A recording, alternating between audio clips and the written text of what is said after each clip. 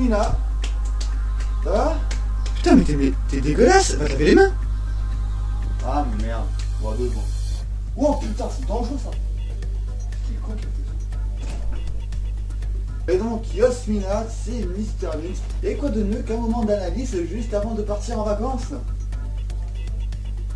Bah, je vous le demande. Bref, un moment d'analyse qui, comme vous l'avez compris, parlera des mangas de ce printemps 2014, enfin, de ceux qui sont sortis ce printemps-là. Je vais pas parler de beaucoup d'entre eux, sinon ça va être beaucoup trop long. Déjà, j'en ai déjà 2 là pour cette première partie, donc ça risque d'être assez long. Et je vais parler surtout de ceux que j'ai vraiment mes préférés, et je pense que l'avis est plutôt général sur certains. L'ordre est le suivant, selon mes préférés. J'en ai choisi seulement 4. Parce que sinon ça aurait été beaucoup trop long, et puis je pense que déjà ça suffit pour un petit top 4. Enfin, putain, faire un top 5. Un top 5 ça aurait été bien, ça aurait été bien un top 5. Bah non, c'est un top 4, je fais ce que je veux, c'est ma vidéo. Bref, les voici. Premier, là c'est incontestable, j'ai été complètement séduit par cet anime, c'est No Game No Life. Ce sera le premier qu'on va voir. Ce sera le premier que j'ai analysé et ce sera sûrement le premier que j'ai regardé en fait. C'est tout. Le deuxième, c'est Goku no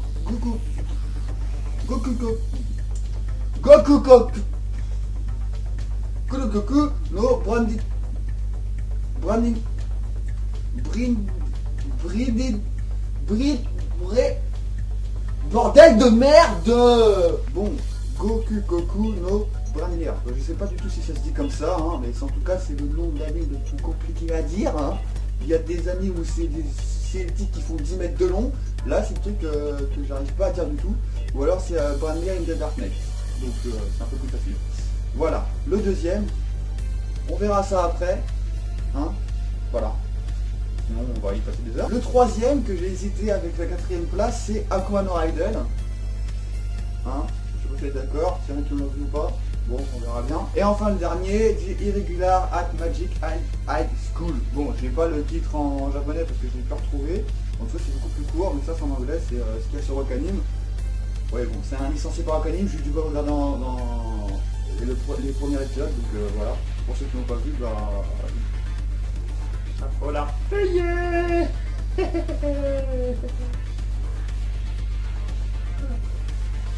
Oh bon, faut dire, j'ai quand même mis du temps à me décider. Hein. Bon, sauf No Game No Life, qui est l'incontestable premier pour moi.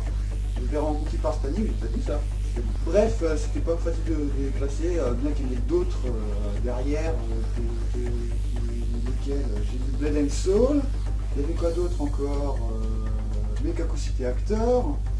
Sur Wakanim, il y avait par exemple Nana Violet Treasure.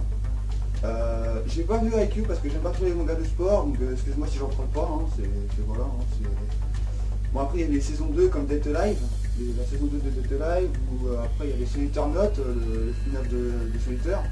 Donc voilà, j'aurais pu parler plein d'autres, mais j'ai choisi cela parce que c'était mes préférés. Ah, j'aurais pu en parler moi. Ou Black Bullet même sur Wakanim. Bon c'est fini maintenant, c'est fini cette semaine-là. Bon, on va passer à autre chose parce que sinon on va y passer la journée. Commençons avec The Bet No Game No Life.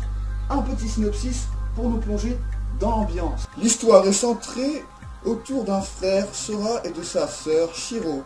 Tous deux sont des NEET, passionnés, voire acharnés de jeux vidéo. Devenus des légendes sur Internet, ces deux joueurs considèrent le monde réel comme un mauvais jeu. Ils sont un jour convoqués dans un monde parallèle par un jeune garçon nommé Tête, proclamé Dieu de ce monde. Dans ce monde, la guerre n'existe pas. Tous les conflits y sont réglés à l'aide des jeux. Peu importe soit-il. Il y a 18 races, différentes dans ce monde comme des elfes, mais les humains sont les plus faibles et sont acculés par les autres races. Ils vivent donc dans une petite ville reculée de ce monde. Quel sera le destin de nos deux frères et sœurs dans ce monde si parfait à leurs yeux? Putain mec, t'as l'air con avec tes lunettes. Ouais bah moi... Non en fait j'ai pas d'excuse en fait. Merde. Merde. Bon, on peut en dire long sur ce manga, et je commencerai d'abord par le dessin. Le dessin qui est un peu particulier, parce que c'est des couleurs assez claires et un peu pastel, et beaucoup se plaignent que c'est des couleurs assez vives, qu'il y a beaucoup trop de mélange. Bon, c'est vrai que des fois ça peut donner mal au cœur avec tout ce mélange là, Waouh, waouh. Néanmoins, ce mélange de couleurs fait quand même référence à un monde qui n'est pas réel. On passe d'un monde au début qui est un peu sombre, que dans la chambre de Nick là, une ambiance assez sombre, même dans le jeu en lui-même au début.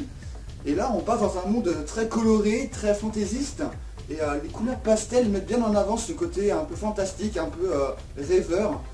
Car ce monde, on peut le dire, est un peu pour Sora et Shiro une sorte de rêve. Un monde où tout se règle par le jeu, une sorte de rêve pour eux, et les couleurs pastel bien claires montrent bien cet aspect fantastique. Les personnages, personnellement j'ai rien à dire. Sora et Shiro très charismatiques, les deux sont complémentaires.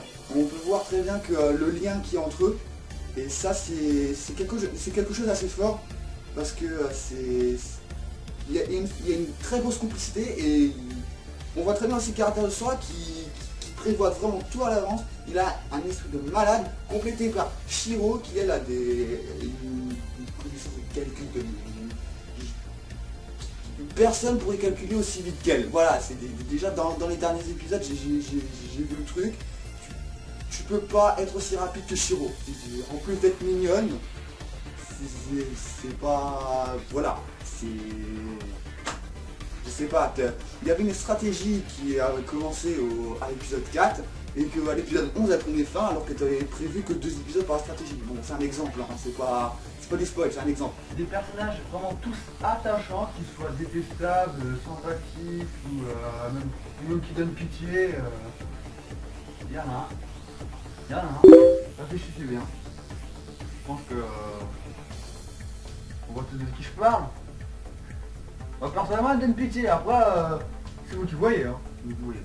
Ah oui, et puis j'ai appris aussi le mot mignonnerie. Bon, bah révision français avec un manga normal. Mignonnerie, il est au courant. Bon, bah voilà. Je dormir la jambe pour ce soir. Bonne nuit. Aïe putain, la tête sur la souris. Ensuite l'histoire. Moi j'ai vraiment rien à dire pour l'histoire. Juste que, bon, ok, c'est un light novel et puis c'est aussi adapté en version dessin. Mais l'animé, franchement, ça peut durer encore beaucoup plus d'épisodes que ça. Je sais pas si c'était français, ça. On a que 12 épisodes. Il y a 18 putains de races, on n'en connaît que 4 officiellement. Une seule a été battue entièrement, pour ceux qui l'ont vu. C'est trop peu, je veux dire, c'est... Là, la suite, elle est évidente, surtout qu'on te laisse sur une fin, une bonne fin, hein, je dis pas le contraire, on te laisse sur une fin qui donne une suite évidente, quoi. On veut forcément une suite, donc oui, je veux bien comprendre que pour qu'un anime continue, il faut vraiment que le manga ait du succès, que ce soit au Japon ou même à l'étranger pour nous. Mais bon, je pense qu'il mérite vraiment une suite, rien qu'en anime. Et je pense qu'il va vraiment continuer assez loin, on va dire, ça va durer très longtemps. Avec 18 races quand même, et un dieu à battre. Bonne chance. Ah, par contre, peut-être seul petit défaut, certains se sont plaints du fan service, un peu etchi. Bon, d'après ce que j'ai compris, il a été un peu classé dans la version du sein, classé un peu hentai, c'est après ce que j'ai entendu dire. C'est pas officiel, j'ai pas vraiment réussi. Mais si c'est le cas, en tout cas c'est le côté etchi beaucoup plus mis en avant dans la version dessin. Si l'anime il est un peu etchi, je pense que quand même ça vaut le coup quoi. Que ce soit une touche d'humour ou pas, la touche d'humour, le etchi il en met toujours une. Le etchi est toujours pour ajouter une couche d'humour, excusez-moi. Le etchi c'est voilà, en plus dans celui-là il n'est pas vraiment présent, surtout vers la fin, il n'est pas excessivement présent, c'est juste des scènes comme ça, c'est voilà, il passe à un truc, même si c'est pas un truc sérieux, si c'est trop sérieux, je pense que des fois il y a des gens qui peuvent s'en lasser. Le fan service c'est une sorte de voilà, je te montre ça parce que des fois c'est juste pour combler le temps parce que ça doit durer 25 minutes. Des fois ils rajoutent des scènes, c'est juste pour que l'épisode dure assez longtemps. Donc voilà, le fan service c'est des on peut pas vraiment s'en plaindre. Sauf si c'est vraiment beaucoup trop présent, après il y a des mangas faits exprès pour ça, je peux citer Full of Group par exemple. Après, ou Ask of the Dead ou le fanservice c'est un petit peu nécessaire parce que l'histoire de zombies avec que des zombies et rien d'autre. Bon, c'est une sorte de Walking Dead sur le personnage principal. Quoi. Je vois le truc là. Non. Bon, voilà. Oubliez tout. Bon, maintenant, Coco qu'on va de lire. Bon, un petit synopsis encore une fois. Allez, c'est parti. Tout se déroule autour de Murakami, jeune lycéen, seul membre du club d'astronomie. Un jour, une élève est transférée dans sa classe, Kuroha Neko. Et elle ressemble comme deux gouttes d'eau à son amie d'enfance, Kuroneko, qui, après un accident grave, est morte. Il la questionne et c'est plus tard qu'il apprend de sa bouche qu'il mourra bientôt. Voilà. Rien de plus. Allez, sinon je spoil. Ouais, je comprends pourquoi. Ah bordel. Alors avant de commencer avec une analyse du manga en général, je vais juste commencer par les openings. J'ai pas parlé de l'opening de Gun Life, mais c'est un de mes préférés une fois de plus. Hein.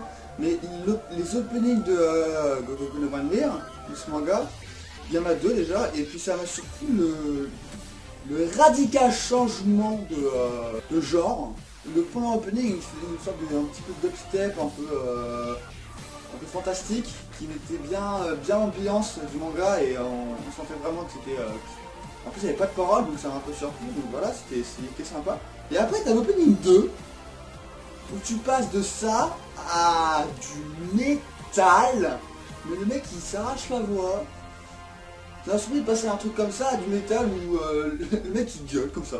C'est voilà, je sais pas si ça m'a surpris certains, mais bon, moi c'était... voilà. Hein? Qu'est-ce que t'en penses toi? Hein? Qu'est-ce que t'en penses? Tu me poses la question, j'ai pas vu moi. Non, mais je parlais pas à toi, je parle au sable, bordel de merde.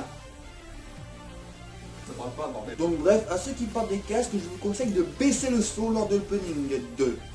Voilà, c'est tout, ce sera tout. Maintenant le manga, il faut savoir que c'est le même auteur que Elfen Lied, pour ceux qui connaissent.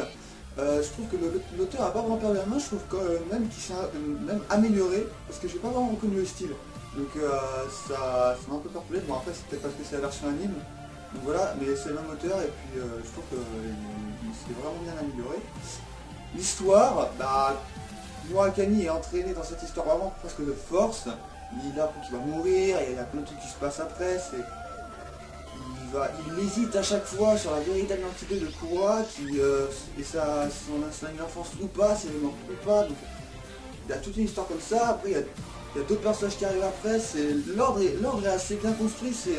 C'est un ordre vraiment bien amené, c'est correct, c'est logique, bien que ce soit pas le même que dans le manga, d'après ce que j'ai compris, j'ai pas trouvé. Mais je trouve que c'est bien mis en place. L'histoire est bien tournée et là, je sais plus où on est. Mais je pense que ça peut donner un truc vraiment pas mal. Bon, c'est un petit peu un type harem on va dire, parce que c'est un gars entre Kochi et puis des filles qui sont vraiment énigmatiques à la fois et méfiantes au début. Mais qui évolue au fil de l'histoire et qui les rend beaucoup plus vivantes, j'ai envie de dire, bien que ce soit le cas de le dire en fait, hein, parce que le manga, on peut le dire. Et bien sûr un scénario qui n'avance pas trop vite, pour ma part je trouve, parce qu'on a des éléments qui arrivent petit à petit et puis ça avance, c'est acceptable. C'est acceptable la vitesse de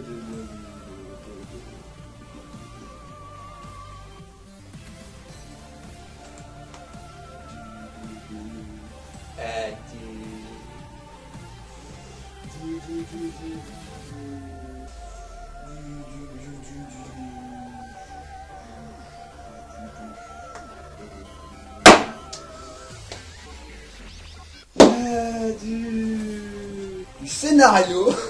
J'y ai arrivé. Donc voilà, c'est... Pour moi c'est un bon manga parce que voilà, l'histoire est bien, pas trop d'action, des énigmes, du suspense. À la fois c'est... Voilà. Mon deuxième préféré. Je vais m'arrêter là pour cette première partie. Akuma no Idol et Irregular Magic at School, j'ai réussi à le dire comme ça, vont arriver dans la deuxième partie, sûrement après mes vacances. Je reviens le 26 parce que je pars le 5, donc dans pas longtemps quoi.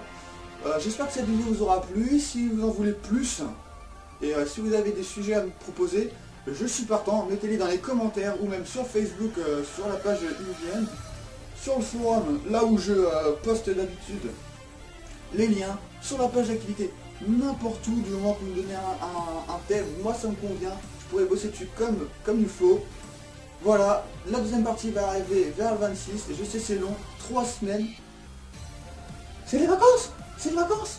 Donc, moi bref, je vous dis bonnes vacances tout le monde, je vous dis Yasmina, et salut.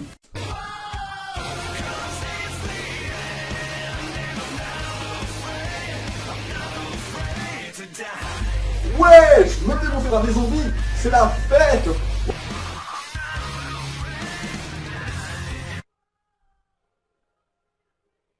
Oh putain!